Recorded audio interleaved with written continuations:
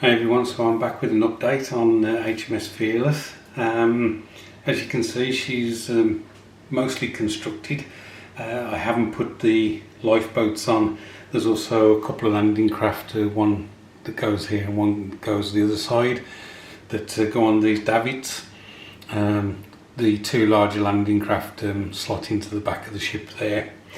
I've got to admit, my memory of building this kit as a kid is completely different to my experience now. Perhaps the other 1600 ships from Airfix were that bad that this and the Belfast shine through as better kits. Or it could be that just the age of the moulds have made the experience not as good as I remember. Some of the moulds, what was happening was the plastic seemed to have seeped in between, so you obviously got flash on parts, but then there were some parts that were like double the thickness in areas, so there was quite a bit of clean up to get her to fit together well. But where the parts weren't suffering from that, the fit was great, no problems. I just want to point out the antenna on here.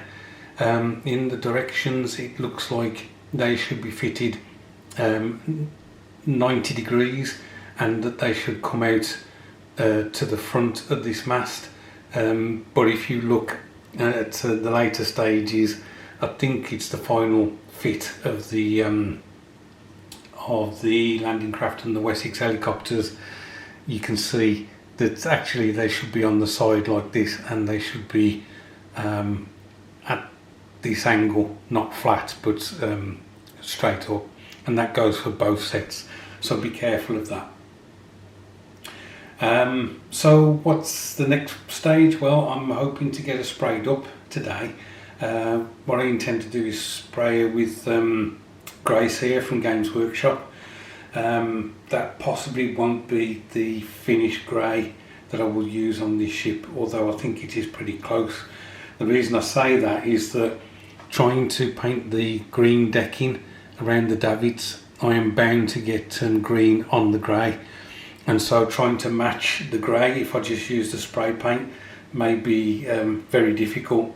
Whereas if I spray it grey, then paint it grey, then whatever paint, brush paint I use, acrylic paint I use, I can then use that to tidy up the grey areas.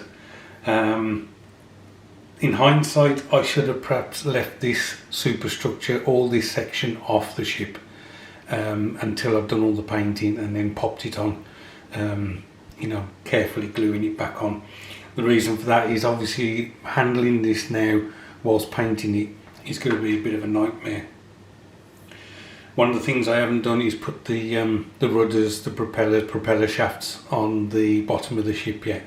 I will leave that until I have finished painting, because there's quite a bit of masking to do. Obviously this upper area is grey, then we have the black boot line, and then we have the red hull, so there's quite a bit of masking to do in that part. Right, I think that is it now. Yeah.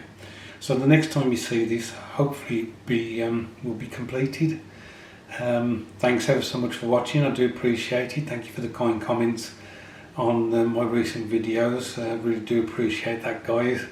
I hope your week is going well. Look after yourselves, and I'll catch up with you soon.